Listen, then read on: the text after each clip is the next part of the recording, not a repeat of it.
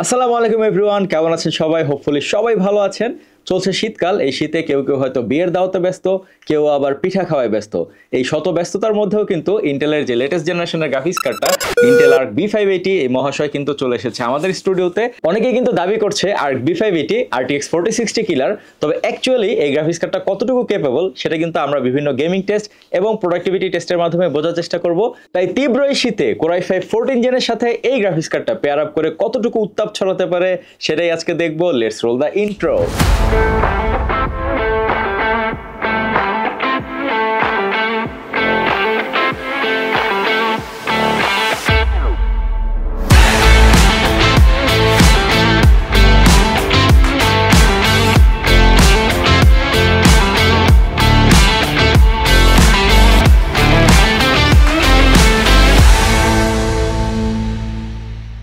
আমাদের আজকের এই বিল্ডে আমরা প্রসেসর হিসেবে বেছে নিয়েছি i5 14 জেন 14400 এই সিপিইউটা। যেহেতু আমরা প্রোডাক্টিভিটি ফোকাস করে এই বিল্ডটা করছি, আমরা কিন্তু সবাই জানি i5 এর 14 জেনের এই প্রসেসরটা কিন্তু ওয়েল ক্যাপেবল একটা প্রসেসর। টোটাল 10 কোর 16 থ্রেডস এর এই প্রসেসরটার বেস ক্লক 3.5 গিগাহার্টজ এবং বুস্ট ক্লক 4.7 গিগাহার্টজ। এতে থাকছে 20 MB ইন্টেল স্মার্ট ক্যাশ এবং সিপিইউটার base TDP 65 watt, boost TDP 148 watt. এই প্রসেসরটিতে থাকছে integrated graphics Intel UHD graphics 730। তবে আমরা যেহেতু বিল্ডে একটা এক্সটার্নাল জিপিইউ ইউজ করব, সো আইজিপিইউ নিয়ে বেশি কথা না বাড়িয়ে এখন সরাসরি চলে যাব মাদারবোর্ডে। মাদারবোর্ড হিসেবে আমাদের এই বিল্ডে রেখেছি MSI Z790 gaming plus wifi এই মাদারবোর্ডটা। এটা একটা LGA 1700 socket supported ATX board, যেটা ইন্টেল 12 জেন 13 জেন এবং 14 জেনের সিপিইউর সাথে কম্প্যাটিবল। VRM সহ পুরো বোর্ডটিতে হেভি প্লেটেড হিটসিঙ্ক ব্যবহার করা হয়েছে, যা বেশ এগ্রেসিভ একটা লুক দেয়। এই বোর্ডটিতে টোটাল 4টা DDR5 RAM স্লট থাকছে, যেগুলোর max overclocking frequency 7200 mega transfer per second এবং টোটাল 192 জিবি পর্যন্ত মেমোরি এক্সপ্যান্ড করা যাবে।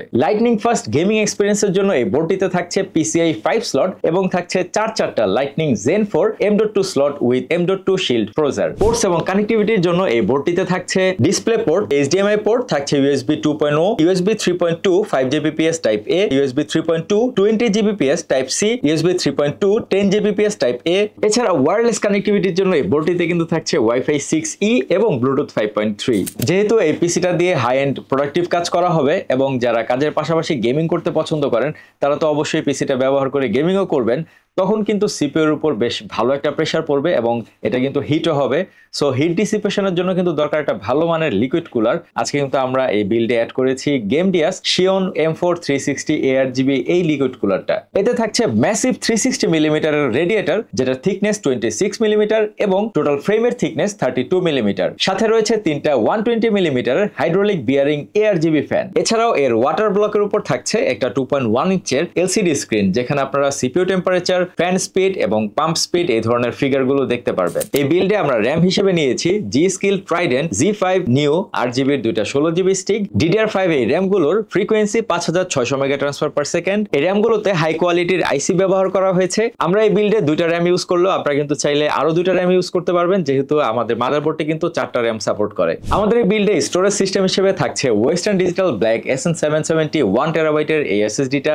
এটা একটা M.2 NVMe SSD, যেটা রিড রাইট স্পিড যথাক্রমে 5150 Mbps এবং 4000 Mbps। এই SSD-টার এন্ডিউরেন্স রেটিং 600 TBW। আমাদের স্টুডিওতে আমরা বেশ লম্বা সময় ধরে এই SSD-টা ব্যবহার করছি। আপনারা লক্ষ্য করবেন আমরা কিন্তু আমাদের প্রিভিয়াস বিল্ডেও আমরা সেম SSD-টা কিন্তু রেখেছি, কারণ এই SSD-টার স্টেবিলিটি কিংবা পারফরম্যান্স দুটোই কিন্তু বেশ ভালো।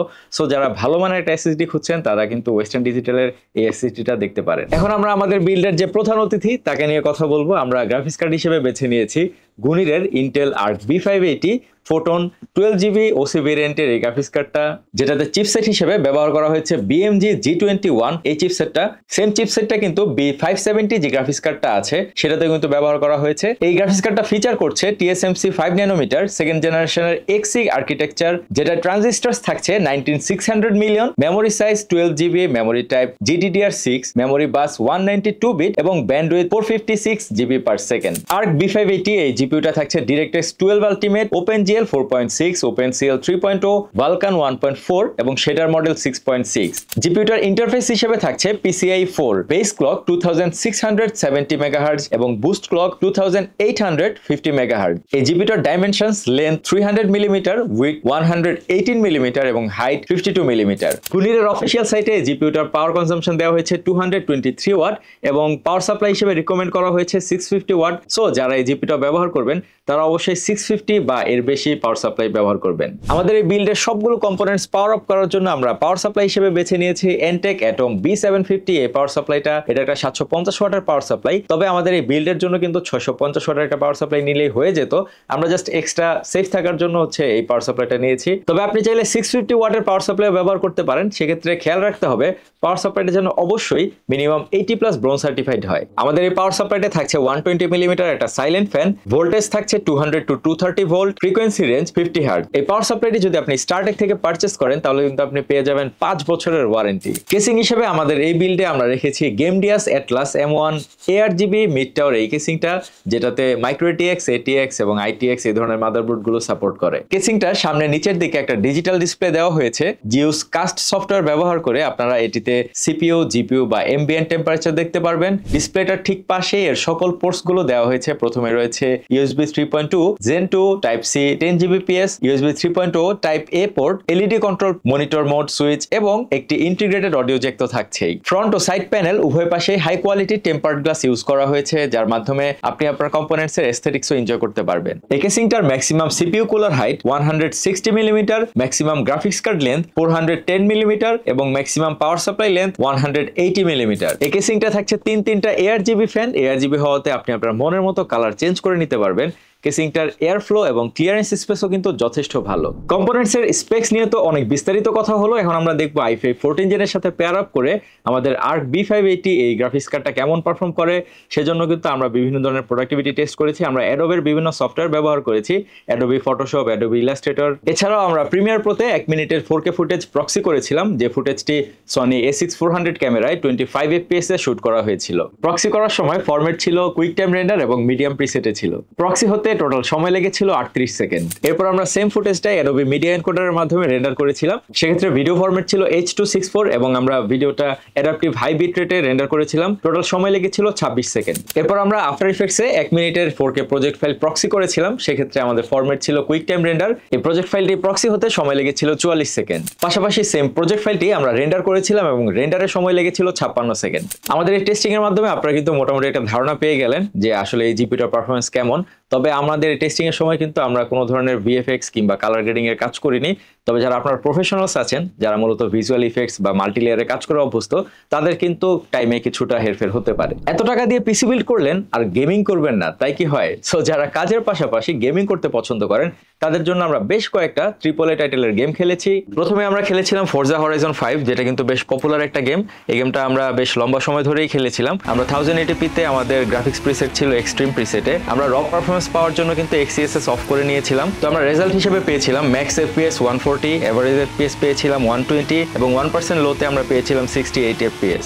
এরপর আমরা আরো একটা পপুলার গেম Cyberpunk খেলেছিলাম, যেটাতে রেজুলেশন ছিল 1080p এবং গ্রাফিক্স প্রিসেট ছিল আলট্রা প্রিসেটে। এই সময় কিন্তু রেড ট্রেসিং অফ ছিল। রেজাল্ট হিসেবে আমরা এভারেজ FPS পেয়েছিলাম 115, ম্যাক্স FPS পেয়েছিলাম 146 এবং 1% লোতে আমরা পেয়েছিলাম 69 FPS। আপনারা কিন্তু সবাই জানেন Cyberpunk কিন্তু বেশ গ্রাফিক্স হাংরি একটা গেম, খুব বেশি অপটিমাইজড না। তারপরে কিন্তু বলা চলে আমরা কিন্তু এ থেকে বেশ মডারেট একটা রেজাল্ট পেয়েছি। সবশেষে আমরা যে গেমটা খেলেছিলাম সেটা হচ্ছে ব্ল্যাক মিথ উকং। আপনারা সবাই জানেন এই গেমটি কিন্তু বেশ পপুলার একটা AAA টাইটেল গেম। 1080p তে আমাদের গ্রাফিক্স প্রিসেট ছিল ভেরি হাই। আমরা XeSS এবং রে ট্রেসিং অফ করে গেমটা খেলেছিলাম। রেজাল্ট হিসেবে আমরা ম্যাক্স FPS পেয়েছিলাম 173, এভারেজ FPS পেয়েছিলাম 63 এবং 1% লোতে আমরা পেয়েছি 6 FPS। তো এই গেমটা খেলার সময় আমরা বেশ কয়েকটা গ্রাফিক্স প্রিসেট সুইচ করে নিয়েছিলাম। তবে আমাদের বাকি দুইটা গেমের মতো কিন্তু আশানুরূপ রেজাল্ট পাইনি। হয়তোবা এখানে কোনো ড্রাইভার ইস্যু থাকলেও থাকতে পারে। গেমিং টেস্টের পর আমরা এখন সরাসরি চলে যাব সিনথেটিক বেঞ্চমার্কে। প্রথমে শুরু করি 3D মার্ক স্টিল নোমেড দিয়ে। এটা একটি DirectX 12 বেসড গ্রাফিক্স টেস্ট। এখানে আমরা স্কোর পেয়েছিলাম 3141। এরপর আমরা করেছিলাম 3D মার্ক টাইম স্পাই, যেখানে স্কোর পেয়েছিলাম 14472, গ্রাফিক্স স্কোর পেয়েছিলাম 14920, CPU সিপিইউ স্কোর পেয়েছিলাম 12,370। টাইম স্পেয়ার পর আমরা করেছিলাম 3D Mark ফায়ার স্ট্রাইক, যেখানে স্কোর পেয়েছি 26,967। গ্রাফিক্স স্কোর পেয়েছিলাম 36,034। ফিজিক্স স্কোর পেয়েছিলাম 27,249। কম্বাইন্ড স্কোর পেয়েছিলাম 9,291। সিনেবেঞ্চ R23 তে আমরা সিঙ্গেল করে পেয়েছিলাম 1,721 এবং মাল্টি করে পেয়েছিলাম 14,915। গিগবেঞ্চ 6 এ আমরা OpenCL এ সিঙ্গেল করে পেয়েছিলাম 2,514 এবং মাল্টি করে পেয়েছিলাম 12,807 এবং ভালকান স্কোর পেয়েছিলাম 92,169। আর্ক B580 সহ সবগুলো কম্পোনেন্টস এর পারচেজ লিংক দেওয়া থাকলো ডেসক্রিপশন বক্সে।